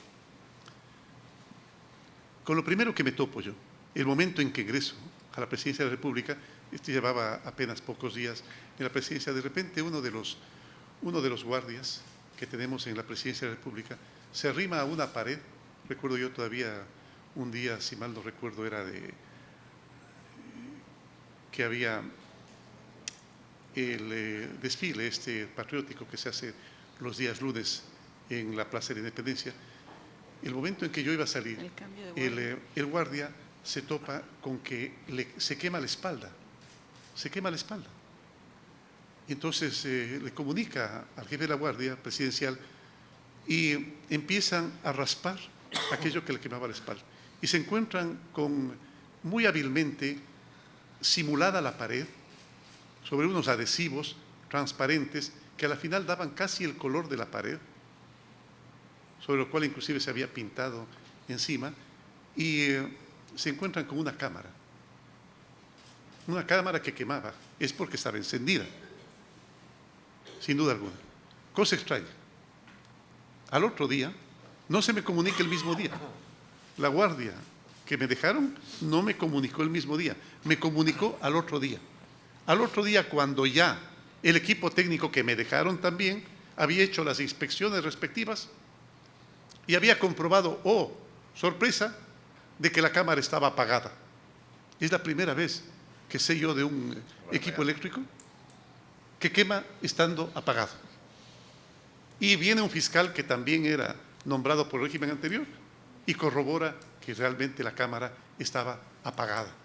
Bueno, la cámara estaba apagada, ¿por qué no se me comunicó? ¿No es por lo menos un acto de falta de delicadeza? Cuando yo inquirí al jefe técnico, le dije, esta cámara estaba encendida, independientemente de lo que diga el el fiscal, independientemente de lo que diga la técnica. Esta cámara estaba encendida, por eso quemaba. Aquí está la persona que se quemó. Si es que alguien quiere inquirirle, está presente acá. Si estaba apagada, ¿por qué quemaba? Entonces dijo, sí, la verdad es que estaba prendida. ¿Quién controlaba esta cámara? Desde su celular, el expresidente de la República. Así es como se comportaba. Cámaras por todo lado. El momento en que empiezan a hacer detección de cámaras, encuentran cámaras, micrófonos por todo lado. Entonces no es nada raro que en este sistema de espionaje estemos todos y hayan estado también ministros del gobierno anterior, que casualmente empezaron a trabajar en mi gobierno, porque yo los heredé y les di el espacio a los compañeros trabajadores y de repente conversaron con el expresidente y decidieron separarse del gobierno. ¿Extorsión? ¿Se conocía acaso de cosas que ellos habían recibido en Palacio? ¿Se conocía acaso acerca de diálogos que se habían hecho que los comprometían? Pero en momentos menos pesados se volvieron incondicionales del expresidente de la República, después de haber jurado lealtad eterna al gobierno y después de haber convergido en el propósito que teníamos de desarrollar el país y luchar contra la corrupción. Entonces, todo este sistema de espionaje no es raro que se encuentre en muchos sitios del Ecuador y del mundo. Para esto, por supuesto, aportan todas aquellas personas que se dedican a los hackeos. Ahí tenemos nosotros, por ejemplo, en Wikileaks. No olvidemos que ahora se dice que el señor Assange no pertenece a Wikileaks. Bueno, hay formas y formas de controlar las cosas, ¿no? Hay formas y formas de controlar las cosas. Pero, sin embargo, en Wikileaks se han evidenciado espionaje, se han evidenciado hackeos, se ha evidenciado intervención en teléfonos, en conversaciones privadas, inclusive fotos de mi dormitorio, fotos de lo que como, de cómo baila mi esposa y mis hijas y unas amigas. Y a propósito, esa que dicen que es mi casa, no es mi casa, ni era mi casa también. Sí, están bailando en una casa grande, entiendo que será, me comunicaban que había sido, creo que un baby shower creo que le llaman, el momento en que van a ser un niño y hacen un festejo. Sí que era un baby shower de una amiga, que ahí se dedicaron a bailar. Y el presidente de los abogados del Ecuador, el doctor Ramiro García, hace broma inclusive. Lo único que se evidencia ahí es que están sordas las señoras que están bailando. Y seguramente debe haber sido una de las cosas que más dolió a las señoras que se encuentran bailando. Mire, deplorable, detestable, detestable. Vuelvo a recalcar, decepción. Decepción acerca de comportamientos de una persona que lastimosamente fue cambiando su actitud durante los años de gobierno, se fue embebiendo de deseo de poder. Y perdónenme que haga la comparación. Hay tantas y tantas obras literarias, hay tantas y tantas obras clásicas de música, de ópera, que hablan precisamente de ese tipo de comportamiento, de cómo de a poco la gente se va embebiendo de poder, se va enamorando exageradamente del poder y no quiere soltarlo. Y es propio de estos regímenes, no aflojar el poder, no aflojar el poder y querer perennizarse en el poder. En forma particular, yo pienso que es una falta de respeto, no solo a la ciudadanía, no permitir que se refresquen los gobiernos, no permitir que se refresquen los gobiernos. Y además que se refresque también la dirigencia, que los jóvenes tengan alternativa, que los jóvenes tengan oportunidad de reemplazarnos a nosotros. Todo ese sistema policíaco miserable se ve reflejado, por decir algo, en la tetralogía de Wagner, Los Nibelungos, en los cuales el dios Wotan, el dios Odín, se bebe tanto de deseo de poder que trata de apropiarse del anillo que los Nibelungos, estos enanos trabajadores de las cavernas, mineros, formaron algún día con el oro del Rin, y hicieron un anillo del poder que se ve bastante bien representada en esta película también, El Señor de los Anillos, en los cuales Golem, creo que se llama el ser que de un joven lleno de ideales, lleno de optimismo, lleno de solidaridad, lleno de buenos valores, se convierte por el deseo desmedido de poder en un ser siniestro. En eso se convirtieron, lastimosamente, en seres siniestros que querían perpetuarse en el poder, pero no solamente por el poder, por el dinero y por supuesto para ocultar los actos de corrupción, que es lo que pretenden. Y dejaron armando una estructura que en este momento estamos ventajosamente transformándola, gracias a la decisión en consulta del pueblo ecuatoriano, es una estructura que se está armando. Y recuerden ustedes que inclusive en la parte final, en el ocaso de los dioses de la tetralogía de Wagner, inclusive el dios Wotan se cae en un ocaso terrible, precisamente por haber deseado exageradamente el poder, por haber perdido la capacidad de amar. Señor Amar únicamente presidente, al ¿y poder. qué espera usted que ocurra con esta denuncia al relator de la ONU? Bueno, tendrán que hacerlo las instancias. Nosotros ya no influimos en las instituciones. Nosotros ya no condicionamos a las instituciones. Todo lo contrario. Ahora las instituciones tienen libertad, tienen autonomía para tomar sus propias decisiones. Por cierto, vamos a estar a la expectativa, haciendo las denuncias respectivas y presentando las pruebas respectivas. No olvidemos que también hay una denuncia, hemos hecho una denuncia muy fuerte, que la respetamos, no faltaba más. La Fiscalía la desechó inmediatamente, mientras otra denuncia por parte de ellos la acogió inmediatamente y este momento está en proceso. No me preocupa bajo ninguna circunstancia. Lo que me preocupa es que con el dinero de los hermanos venezolanos, con el dinero de hermanos venezolanos que tienen que emigrar acá, con el dinero del sueldo mensual de 50.000, por lo menos, trabajadores venezolanos, o con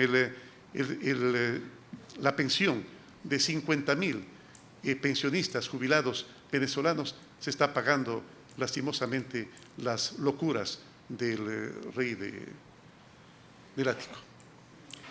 Es la cadena de AER Nacional, en el diálogo con el señor presidente de la República, Lenín Moreno.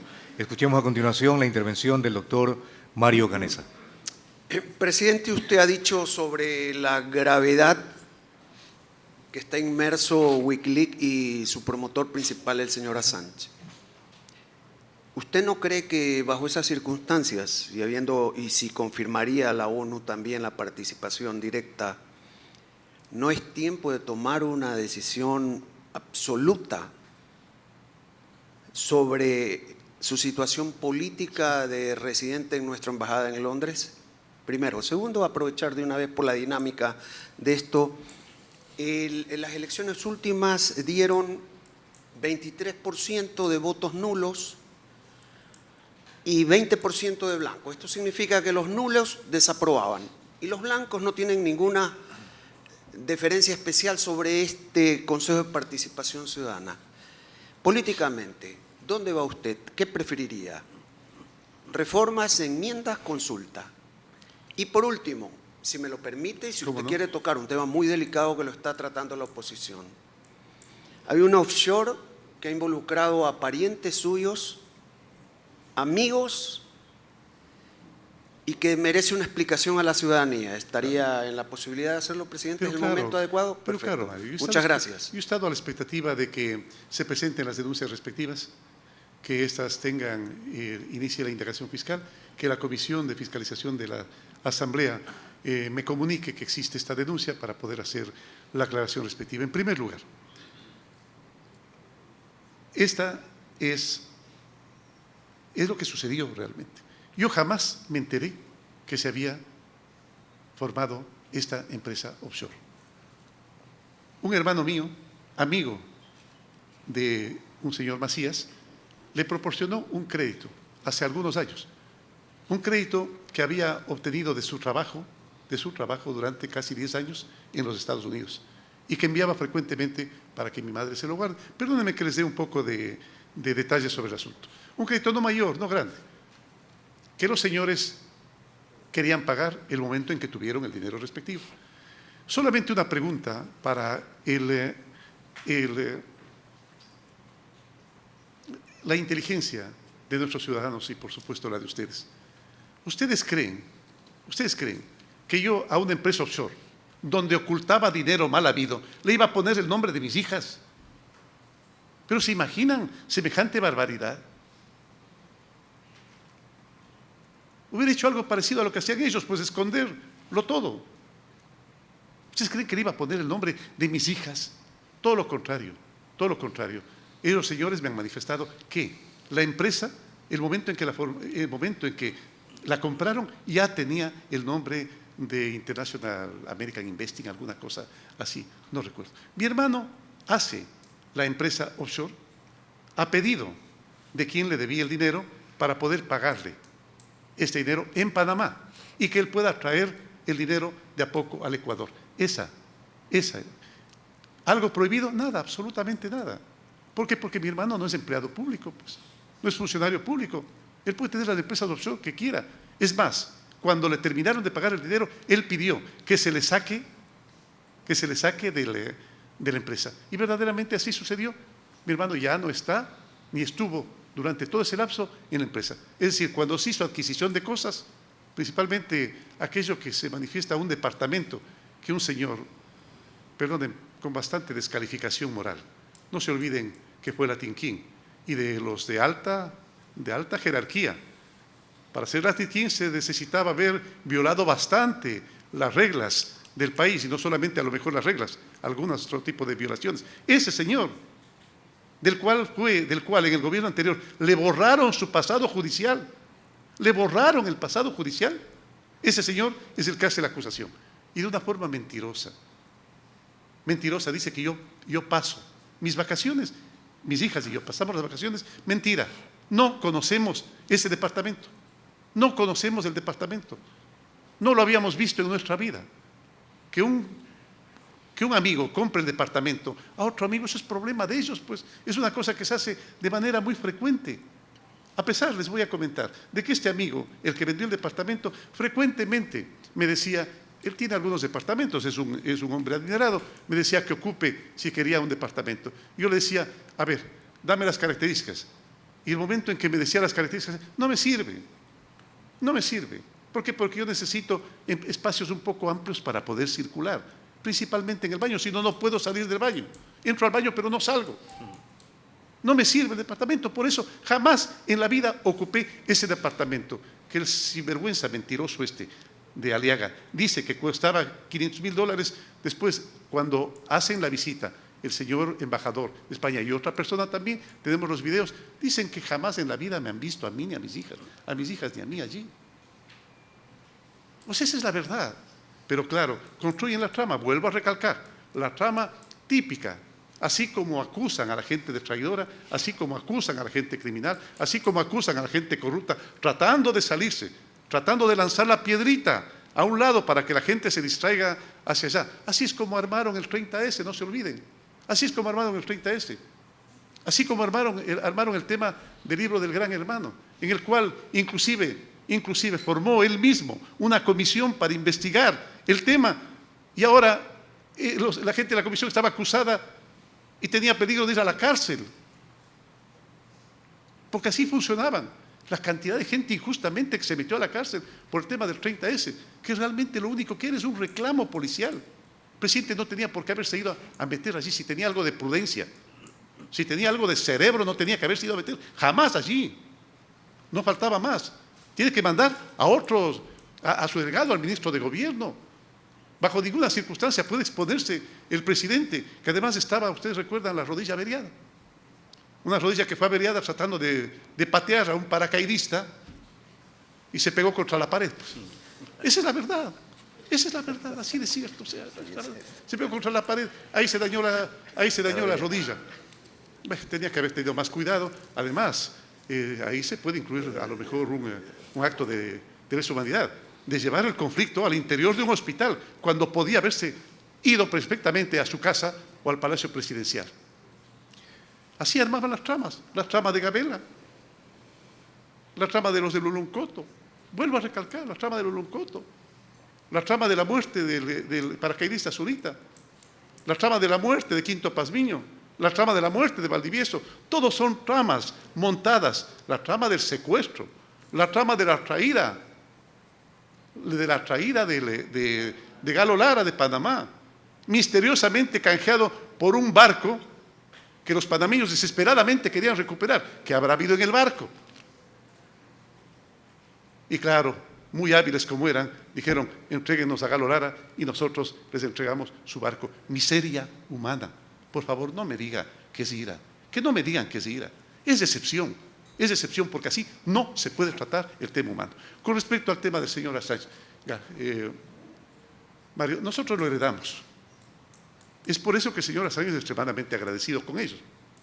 Pero, siendo una persona a la cual hemos asilado, nosotros le hemos dado todo el respeto a sus derechos humanos, no abusos bajo ninguna circunstancia, pero sí el respeto y la protección que merece una persona que ha sido asilada. Permanentemente estamos en contacto con el gobierno británico, permanentemente estamos en contacto con la asesoría, con la Procuraduría Jurídica del señor Assange, para tratar de encontrarle una solución. El requisito lo hemos planteado nosotros con toda claridad, que no corra peligro su vida. ¿Por qué? Porque en Ecuador no existe la pena de muerte y nosotros debemos defenderla.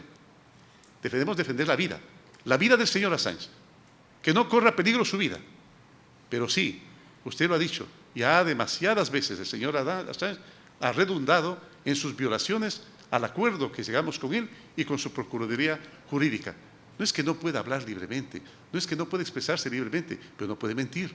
Y peor todavía, hackear o meterse en las cuentas o en los teléfonos privados. Eso por una parte. Por otra parte, tampoco puede intervenir en la política de países.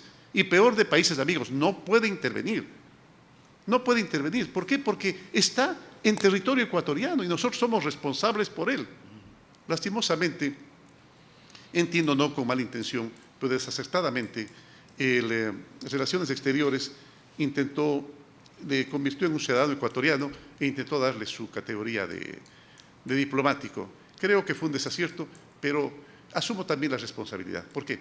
Porque yo le pedí a la señora ministra que solucione el problema de la mejor manera, en contacto con las autoridades británicas, para que sea un acuerdo y el señor Assange pueda proteger su vida y pueda salir en la libertad previa que requiere a poder cumplir con la justicia inglesa, a la cual le corresponde también por un tema de no haberse presentado a las audiencias que le citaba la justicia. Ese es el tema. Seguimos buscando la solución y a corto plazo, sin duda alguna, vamos a encontrar una solución que, vuelvo a recalcar, porque tampoco tener más de 6 años a una persona en una embajada que no le presta todas las comodidades que requiere, a pesar de todos los esfuerzos que se ha hecho, tampoco es digno de los derechos humanos a los cuales también tiene derecho. Este señor Assange también tiene derecho a derechos humanos. No somos un régimen autoritario, no somos un régimen de prepotencia, defendemos la libertad y los derechos humanos de todos los seres humanos. Nos quedan 10 minutos para cumplir con el espacio de AER Nacional en esta cadena con el diálogo que estamos sosteniendo con el presidente de la República, licenciado Lenín Moreno. Le corresponde la consulta a Galo Crespo. Señor presidente, todo el país conoce la serie de denuncias en términos de actos de corrupción realizadas o hechas en el gobierno anterior. Asimismo, la gente se pregunta y se dice, ¿y por qué todos no están? Yo sé que es un tema de justicia, me va a decir usted. ¿Por qué todos no están presos, por un lado? ¿Y por qué los que están presos saldrán muy pronto a disfrutar de esa riqueza de todos los ecuatorianos? Es un tema de justicia, por supuesto, pero también es un tema real, ¿no es cierto? Se llevaron plata, de acuerdo a las denuncias, de nosotros, del pueblo, de los ecuatorianos, de nuestros impuestos. ¿Qué pasa con esa gente, señor presidente? Precisamente en ese camino estamos. Si hay algo que deben reconocer, señores periodistas, es que durante este gobierno no ha habido aburrimiento. Hemos logrado casi reinstitucionalizar el país. Sin duda alguna, ha sido muy importante la actitud del gobierno de respetar la autonomía y la independencia de cada una de las funciones, importantísimo. Pero a la vez las funciones tienen que hacer su propia tarea. Y por eso vemos con bastante alegría que de a poco se van nombrando las autoridades de control que corresponden, hacerlo a las instituciones que también corresponden y que la determinó el pueblo ecuatoriano en la consulta, y vamos ganando en institucionalidad. Pero claro, al mismo tiempo que se va ganando en institucionalidad, no se olvide usted que las estructuras antiguas, de acuerdo a los procesos, siempre luchan por mantenerse. Siempre luchan por mantenerse. Las estructuras viejas siempre luchan por quedarse. Las estructuras nuevas, es por eso que el tema cuántico de la fractalidad nos permite detectar los atractores extraños, que no son sino el comportamiento que hace que las personas, que las instituciones traten de mantener el esquema antiguo, que lucha en una categoría de contradicción con la nueva estructura moderna. Estamos generando, con la confianza y con la decisión del pueblo ecuatoriano, nuevas estructuras que ya no serán las estructuras que obedezcan al poder, sino todo lo contrario, tomen sus propias decisiones. Eso es un proceso, no es un sitio al que se llega, es un camino. Y claro, como decía Stephen Hawking, no tenemos que disfrutar del sitio al que llegan, tenemos que disfrutar del camino. Porque si es que nosotros siempre estamos a la expectativa que todo se solucione de la noche a la mañana, no lo vamos a hacer. Eso es un proceso y hay que aprender a disfrutar de los avances que vamos logrando, de las pequeñas, perdóneme que lo manifieste así, batallas que se ganan en función de la guerra contra la corrupción. Vamos avanzando, como nunca antes, porque recuerde usted que en el gobierno anterior se habló de la corrupción de Lucio Gutiérrez, de la corrupción de López Escobar, de la corrupción de por aquí, de la corrupción de Paz, es decir, todo el mundo era corrupto. ¿Cuántos presos hubo? Se habló mucho de la corrupción, ¿cuántos presos hubo? Ahora no, ahora hay bastantes presos y muchos fugados, inclusive el expresidente de la República está fugado. Y ahora esperamos que una nueva instancia de la justicia permita ya definitivamente darle el tratamiento que merece este prófugo de la justicia que violó no solamente las leyes ecuatorianas, violó las normas de la ética, de la moral y del ser humano, de los derechos humanos. Entonces, sí, es un proceso que hay que lograrlo tarde o temprano. Existen centenares, miles de denuncias en Contraloría. Entenderemos nosotros que no pueden procesarse a todas, pero ya han sido casi 300 o 400 pasadas con responsabilidad penal. Y, oh, sorpresa, Fiscalía no encuentra en varias cosas, que ustedes las conocen perfectamente por los medios de comunicación, oh, sorpresa, no encuentra ninguna responsabilidad. Y nosotros vemos que gente que se ha enriquecido ilícitamente, de repente a lo mejor va a estar fuera. Ojalá ese camino, ese sitio al cual nosotros aspiramos a llegar, se vislumbre de forma diáfana, transparente, como debe ser la gente decente, a la luz del día, no en la noche, no escondidos tras una red, no escondidos en la noche para ofender, para tratar de denostar a la gente. No, a la luz del día. Así somos nosotros, a la luz del día, con la claridad del día. No en la oscuridad de las redes, no en la perversidad de la mañosería, de la infamia, de la cizaña, que crea realidades en base a cuestiones reales, pero más el invento de la mentira. Lo que pasa es que los seres humanos también somos propensos a recibir chismes. Inclusive suelen tener un término que dice, no me gusta el chisme, pero me distrae. Entonces, lastimosamente, la gente se distrae de las malas noticias, se distrae de la cizaña, se distrae del chisme que siempre es mentiroso y que siempre involucra el bienestar o la conformidad de aquel que lo está propalando. ¿No es cierto? Entonces, en ese sentido, nosotros no, nosotros lo hacemos a la diafanidad del día. Es verdad, como decía Vargas Llosa, que las mentiras suelen ser bastante más atractivas que las verdades, porque la verdad a veces es cruda. A veces la verdad, al menos si es que te falta mucha imaginación, pues no suele ser muy atractiva la verdad. Es la mentira la que lastimosamente suele tener cierto atractivo sobre la mente humana. Pues bien, nosotros vamos a luchar por que la verdad se imponga. Eso es lo importante. Nos restan 4 minutos para cumplir con esta cadena nacional de AER. Pregunta el doctor Raúl Izurieta.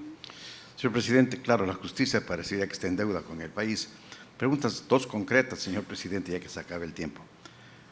Dicen que usted está enfermo, que hay una muerte cruzada en el camino, que va a haber una asamblea constituyente. Usted ha dicho que está muy bien de salud y creo que le vemos muy bien de salud. Y otro segundo punto, señor presidente, que ya preguntó Mario. ¿Va usted a convocar una consulta popular para definir el futuro del Consejo de Participación Ciudadana y Control Social? A ver, Raúl, no somos autoritarios.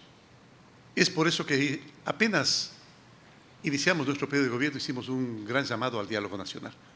Y ahora el diálogo nacional tiene que empezar a cristalizarse en grandes acuerdos nacionales.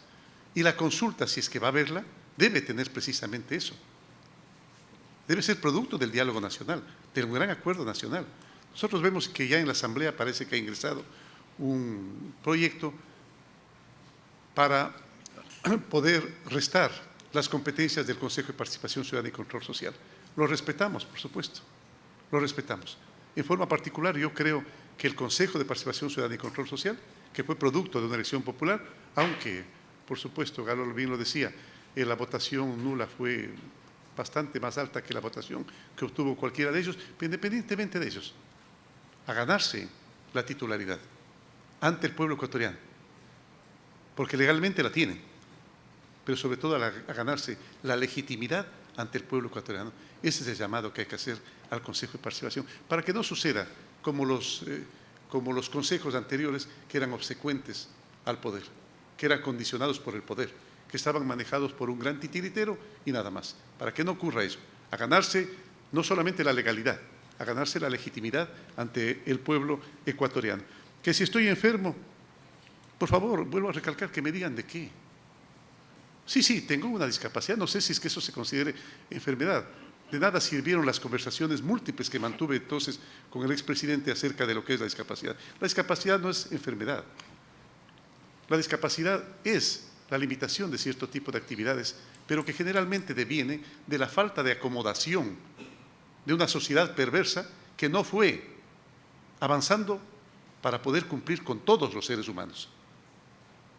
Y se dedicó a atender únicamente a aquellos que tenían más facilidad de acceder al conocimiento, a las capacidades, a las destrezas. Pues bien, que se enteren que la discapacidad tiene un efecto dialéctico que genera otro tipo de capacidades, de potencialidades, que si es que nosotros tenemos la suficiente percepción, los empresarios tienen la suficiente percepción como para poder entenderlas con claridad, pueden ser perfectamente aprovechadas en beneficio del bienestar de la sociedad y en beneficio del bienestar de las familias y de la persona.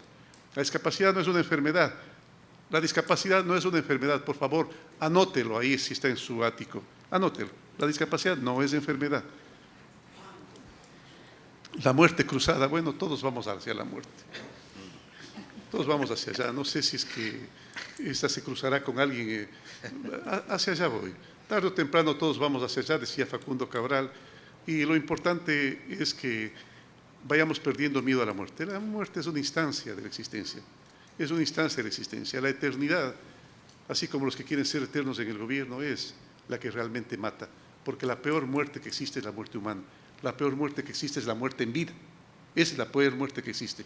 Cuando uno pierde valores, cuando uno pierde conciencia social, cuando uno pierde solidaridad, cuando uno pierde amor hacia los demás, definitivamente ya hace mucho tiempo falleció. Por lo menos ese tipo de enfermedad no tengo. Y que sepa ninguna otra tampoco. Consulta popular sí, que sea producto del diálogo. Si es que el diálogo nacional llega a un acuerdo de una consulta, pues nosotros lo haremos. Y en esa consulta también incluiremos a los ciudadanos que han sido electos para el Consejo de Participación Ciudadana y Control Social. Por respeto, por un mínimo sentido de respeto. Respeto no solamente a ellos, sino a aquellas personas que votaron por ellos. Claro. Señor presidente, para concluir, dos inquietudes de mi parte. ¿No está faltando diálogo con la Asamblea Nacional a efectos de canalizar temas auténticos de interés del país? Por ejemplo, una reforma a la seguridad social que la dejó justamente el prófugo en crisis. Una reforma tributaria que se ha anunciado será para el mes de octubre enviada a la Asamblea, y también las reformas laborales que ya lo tocaron los panelistas antes. Y cierro con una inquietud respecto a lo que usted acaba de hacer, particularmente en algunas provincias del litoral, la visita al agroecuatoriano. Es la agricultura la que está sosteniendo de alguna forma la dolarización en nuestro país, con las exportaciones, con el movimiento económico que existe. Y desde el gobierno anterior no se ve un presupuesto auténtico que vaya a servir y a beneficiar al agricultor en la parte técnica, en la parte de créditos blandos y sobre todo en la parte también de semillas para buscar una calidad y productividad mejor en la agricultura nacional. Voy a comenzar por la parte final que me parece, no la más importante, pero la más prioritaria. Porque nosotros siempre habíamos manifestado que hay que regresar los ojos al campo, para poder ver el campo. El campo, sin duda alguna, ha estado abandonado, ha sido uno de los sectores más abandonados en el devenir histórico del Ecuador y a lo mejor del mundo. Es por eso que nosotros estamos destinando una buena cantidad de recursos a aquello, principalmente al aspecto crediticio, pero hay que reconocer también la gran labor que está cumpliendo el querido compañero y amigo Javier Lasso, el señor ministro de Agricultura, el cual está trabajando muchísimo de la mano con ellos. Es por eso que ahora el campo empieza a estar más agradecido con la gestión de ciudadanía y de gobierno, entregando kits agropecuarios que ahora hay que reproducirlos bastante más. Necesitamos no menos de 40 o 50.000 kits de semillas, de insumos, de pesticidas, de fungicidas, de herbicidas, que ojalá sean orgánicos, para poder atender la necesidad del campo. Pero no solamente eso, no olvidemos que se descuidó la educación en el campo. Se cerró las escuelas comunitarias, estamos devolviendo 1000 escuelas comunitarias en este periodo, mejorando, por supuesto, su calidad, pero también dando servicio médico, porque esa es la razón por la cual uno emigra a la ciudad, porque en el campo encuentra un trabajo malo o mal remunerado, maltratado, porque no encuentra educación, porque no encuentra servicios de salud, porque no encuentra seguridad. Pues hay que proporcionársela. Qué mejor forma de hacer que el campesino, que ya de por sí ama el campo entrañablemente, los que son campesinos, entiendo que ustedes a lo mejor tienen alguna hacienda, no todos entiendo, pero alguno de ustedes tendrá una propiedad y sabe lo bien que se siente estar en el campo. La maravillosa vida del campo. Es por eso que en los países desarrollados ahora la gente, lejos de tender a ir a la ciudad, tiende a ir al campo.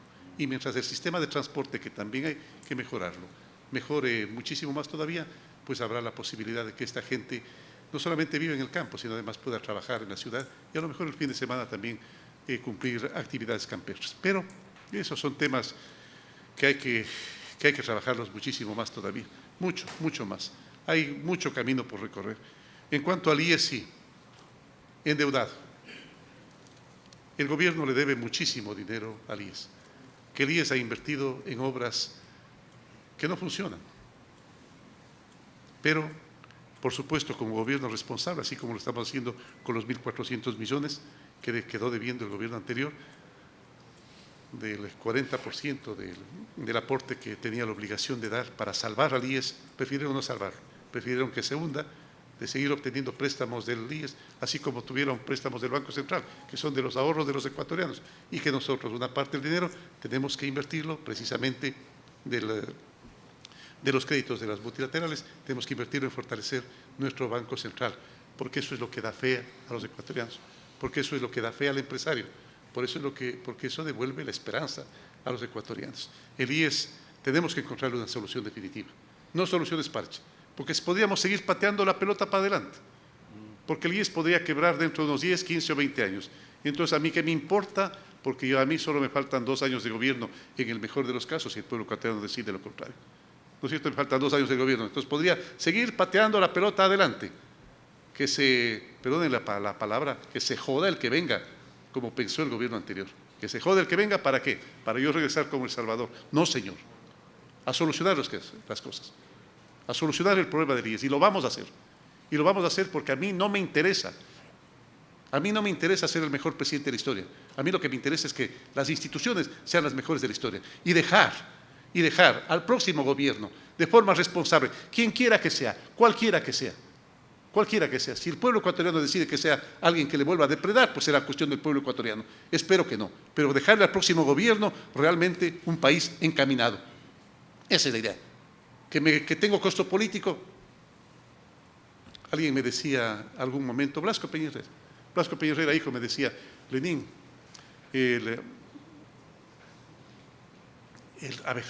permítame recordar exactamente la frase.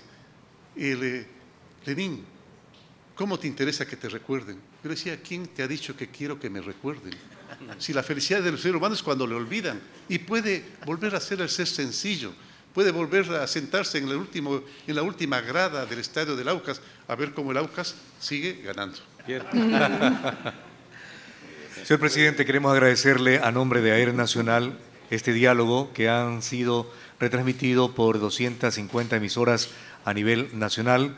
Quiero agradecerles también a nuestros panelistas, Karina Van Likke, Mario Canesa, Galo Crespo, Raúl Isurieta y también a la Secretaría General de Comunicación de la Presidencia de la República que nos ha permitido el diálogo. Y perdónenme por el olvido.